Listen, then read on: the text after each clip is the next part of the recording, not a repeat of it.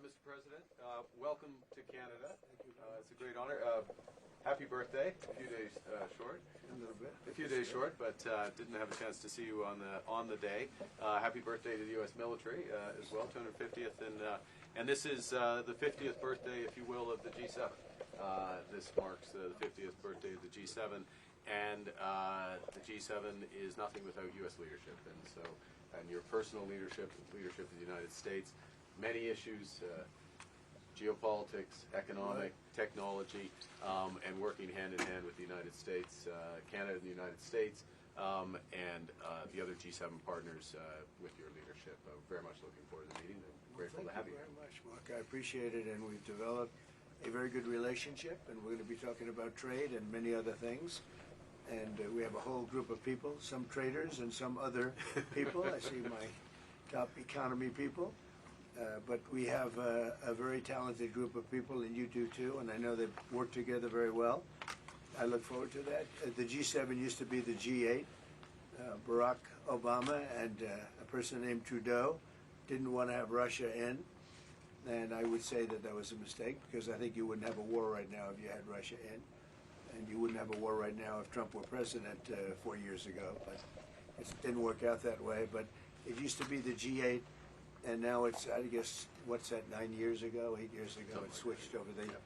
They threw Russia out, which I claimed was a very big mistake. Even though I wasn't in politics then, I was very loud about it. It was a mistake in that you spend so much time talking about Russia, and he's no longer at the table, so it makes life more complicated. But you wouldn't have had the war.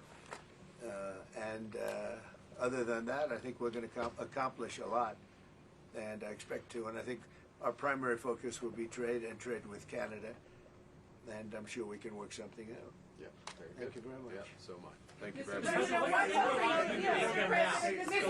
Mr. President,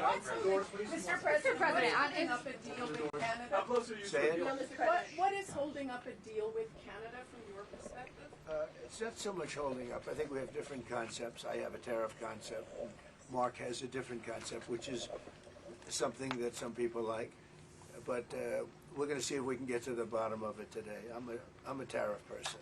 I've always been a tariff. It's simple, it's easy, it's precise, and it just goes very quickly. And I think Mark has a more complex idea, but also very good. So we're going to look at both, and we're going to see what we're going to come out with something. Hopefully. Mr. President, do you think a deal is achievable within days, within weeks? Is there that kind of runway? Yeah, it's achievable. Both parties have to agree. Yeah, sure. Mr. President, on Israel and Iran, have you heard any signals or seen any messages from intermediaries that Iran wishes to de-escalate the conflict? Yeah. What have you heard? What have you heard from the Iranians? They'd like to talk, but they should have done that before. I had 60 days, and they had 60 days, and on the 61st day, I said, we don't have a deal. They have to make a deal, and it's painful for both parties, but I'd say Iran is not winning this war, and they should talk, and they should talk immediately before it's too late.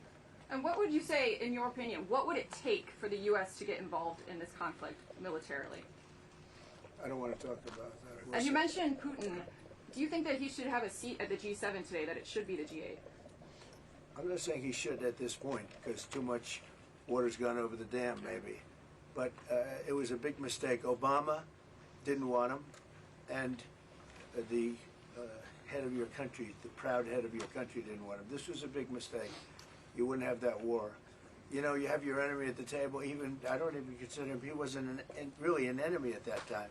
There was no concept. If I were president, this war would have never happened. But likewise, if he were a member of what was called the G8 at that time, it was always the G8, you wouldn't have a war right now. What material support and what intelligence support are you providing Israel? We've always supported Israel. We have for a long period of time, strongly. And Israel's doing very well right now. Why not have China at the G8? Why not have China here, the biggest economy in the world after the United States? Well, it's not a bad idea. I don't mind that. If somebody wants to suggest China coming in, I think we suggest. But you want to have people that you can talk to. You know, they don't talk to. Putin speaks to me. He doesn't speak to anybody else. He doesn't want to talk because he was very insulted when he got thrown out of the G8. as I would be, as you would be, as anybody would be. He was very insulted. And, I mean, he was thrown out by Trudeau, who convinced one or two people, along with Obama. He was thrown out, and he's not a happy person about it, I can tell you that. He basically doesn't even speak to the people that threw him out, and I agree with him. Go ahead. On immigration, why are you ordering ICE to target Democratic inner cities? What's behind that? I don't know what you're saying. You did a post last night where you said you want ICE to really target Democratic. Yeah, I want them to focus on the cities, because the cities are where you really have what's called sanctuary cities, and that's where the people are. I look at New York, I look at Chicago.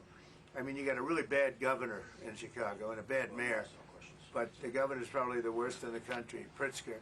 But I look at how that city has been overrun by criminals, and you know, New York and L.A., look at L.A. L.A., those people weren't from L.A., they weren't from California, most of those people, many of those people, and yeah, that's a focus. Biden allowed 21 million people to come into our country.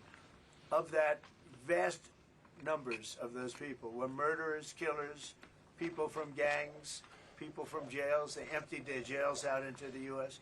Most of those people are in the cities, all blue cities, all Democrat-run cities, and they think they're going to use them to vote. It's not going to happen.